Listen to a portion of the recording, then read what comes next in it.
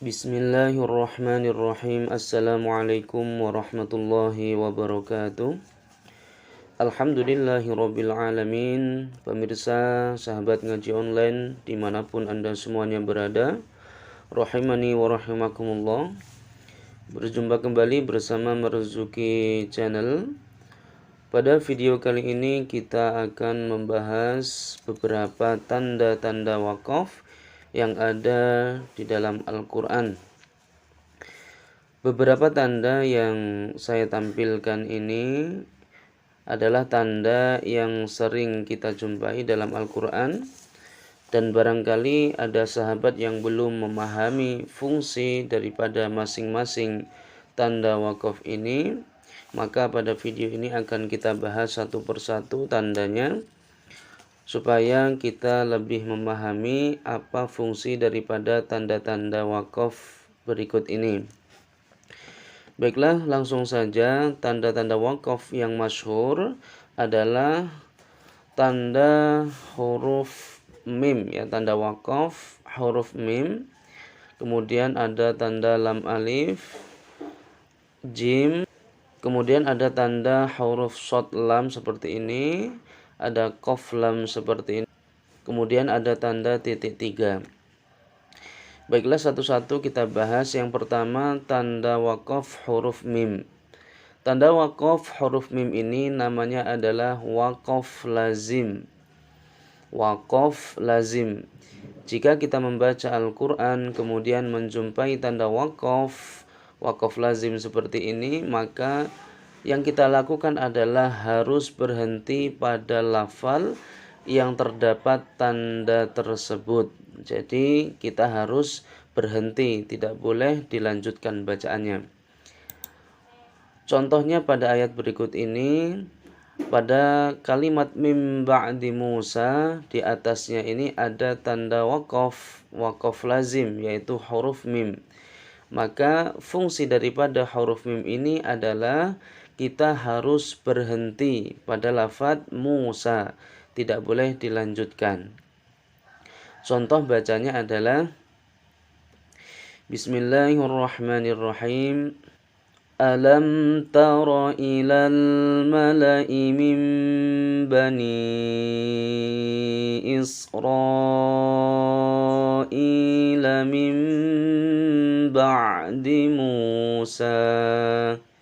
Kita berhenti pada lafaz Musa, tidak boleh langsung disambung.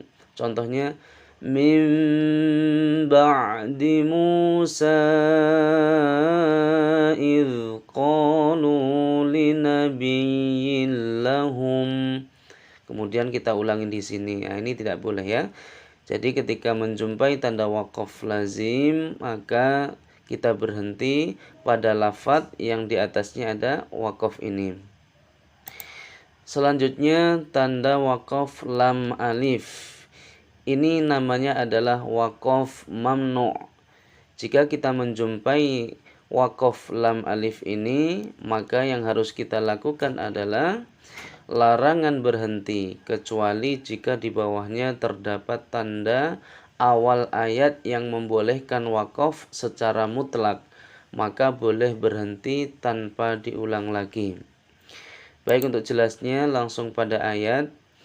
Jadi ketika sahabat menjumpai wakaf lam alif, kemudian di bawahnya ini ada seperti angka 5 Arab, maka ketika kita berhenti pada lafaz atau kalimat yang ada tanda wakafnya ini tidak perlu diulang kembali. Contoh pada surah Al-Fatihah ayat 7 ini.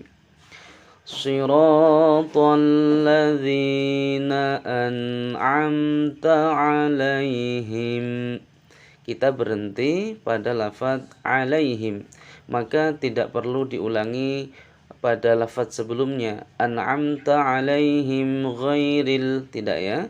Tetapi cukup berhenti pada lafaz 'alaihim. Cirinya adalah ketika ada wakaf lam alif, wakaf mamnu', di bawahnya ada tanda seperti ini. Ini boleh, ya, tidak diulang lagi.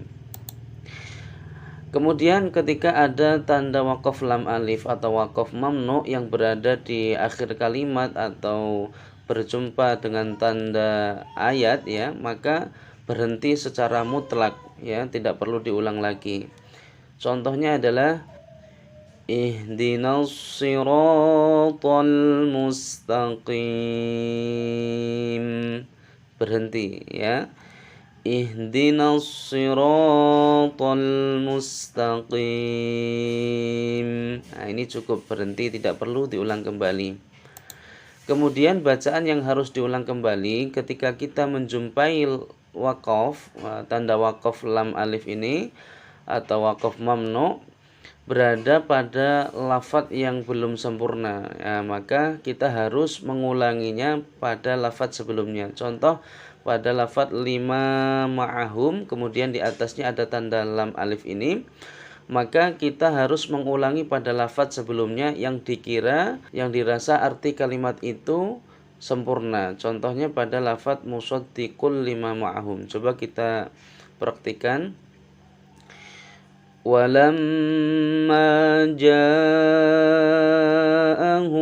kitabun min indillahi musaddiqul lima ma'ahum. Ma'ahum kita berhenti. Maka ketika berhenti di sini kita ulangi pada lafadz musaddiqul, ya.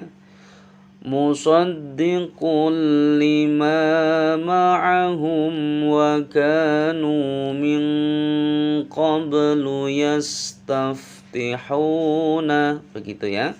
Diulangi pada lafadz sebelumnya atau berhenti pada lafadz setelah waqaf mamnu. Contohnya begini.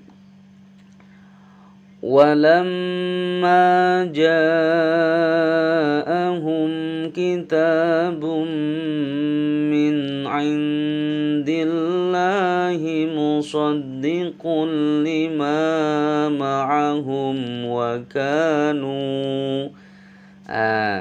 Ini mengulangnya di mana? Cukup kita ulang dari lafadz wa kanu. Ya, karena ini sudah dianggap sempurna.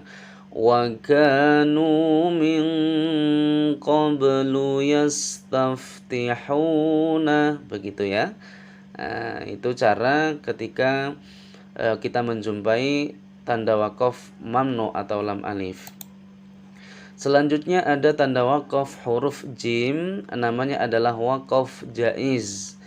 Ketika kita membaca Al-Quran menemui tanda waqaf ini, maka boleh berhenti pada lafal yang terdapat tanda tersebut dan boleh juga disambung dengan kata berikutnya. Jadi ketika kita membaca Al-Quran menjumpai tanda waqaf ini dan dirasa nafas kita masih panjang, maka diteruskan juga tidak apa-apa. Contohnya adalah pada ayat ini.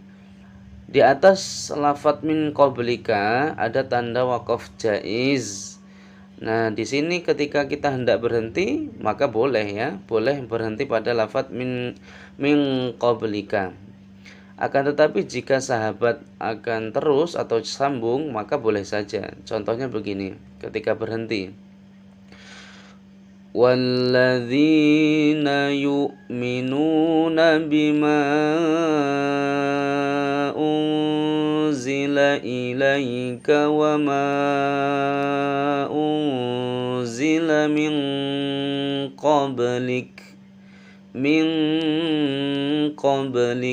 Kita berhenti. Kemudian dilanjutkan. Wabil akhirati hum yuqinun. Nah, itu. Atau dari awal sampai ujung ayat ini ketika memang dirasa nafasnya kuat, tidak berhenti pada tanda waqaf ini juga tidak masalah, ya, jika nafasnya panjang. Selanjutnya adalah tanda waqaf huruf shad, lam dan alif layyinah seperti ini. Namanya adalah waqaf waslu aula. Artinya adalah lebih baik disambung atau wasol, ya. Contohnya pada ayat ini. Di atas lafadz bil huda ada tanda waqaf shad lam ya, ya, waslu aula. Artinya lebih baik disambung daripada berhenti. Tetapi jika ingin berhenti juga tidak apa-apa, ya. Contohnya adalah Ulaika alladzina ishtaraw ad-dhalalata bil huda. Berhenti pada lafaz bil huda. Ini juga sudah cukup. Akan tetapi lebih utamanya adalah diwasolkan, dilanjutkan ketika dirasa memang nafasnya ini masih panjang ya. Selanjutnya ada tanda waqaf, qaf, lam dan alif layyinah seperti ini. Ini namanya adalah waqaf waqfu aula. Waqaf waqfu aula artinya adalah boleh berhenti atau terus tetapi lebih baik berhenti. Ini adalah kebalikan dari waqaf waslu aula. Kalau waqaf waslu aula lebih baik disambung atau terus. Kalau waqaf waqfu aula ini lebih baik berhenti. Pada ayat ini ada tanda waqaf waqfu aula. Ya, di sini lebih baik berhenti saja daripada disambung. Khatamallahu ala qulubihim wa ala sam'ihim. Berhenti. Nah, ini lebih baik ya daripada disambung. Kemudian selanjutnya ada tanda waqaf titik 3 yang berjajar ya. Namanya adalah waqaf mu'annaqah. Waqaf mu'annaqah ini boleh berhenti pada salah satu yang ada tanda tersebut di atasnya dan tidak diperkenankan berhenti pada seluruh tandanya, atau tidak berhenti sama sekali juga salah. Contohnya pada surah Al-Baqarah ini ayat 2 terdapat tanda waqaf titik 3 ya yang berjajar.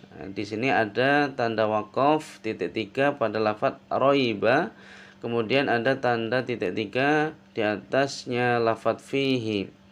Maka kita boleh memilih berhenti pada salah satu tanda ini, boleh pada lafaz roiba ataupun lafaz fihi.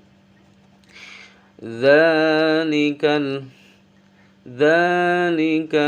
kitabu la raiba fih. Berhenti. Jadi tanda yang pertama dilewatkan atau berhenti pada tanda yang pertama. Dzalikal kitabu la raib. Nah, ini boleh juga, akan tetapi yang sering kita dengar adalah berhenti pada lafaz fihi ya, fih. Boleh berhenti, memilih silahkan memilih tanda yang pertama ataupun tanda yang kedua. Tidak boleh berhenti semuanya atau juga tidak boleh sama sekali tidak berhenti. Ya, ini tanda waqaf mu'annaqah. Selanjutnya di sini ada tanda waqaf juga ya. Tanda waqaf ini waqaf ta adalah waqaf mutlak, kemudian ada waqaf huruf qaf dan fa namanya adalah waqaf waqfu aula. Kemudian ada tanda shad namanya adalah waqaf murakhas, ada tanda waqaf zai ini adalah waqaf mujawwaz, dan ada tanda waqaf kaf namanya adalah waqaf kadzalika. Akan tetapi tanda-tanda waqaf ini jarang sekali dijumpai untuk Al-Qur'an yang sekarang ya.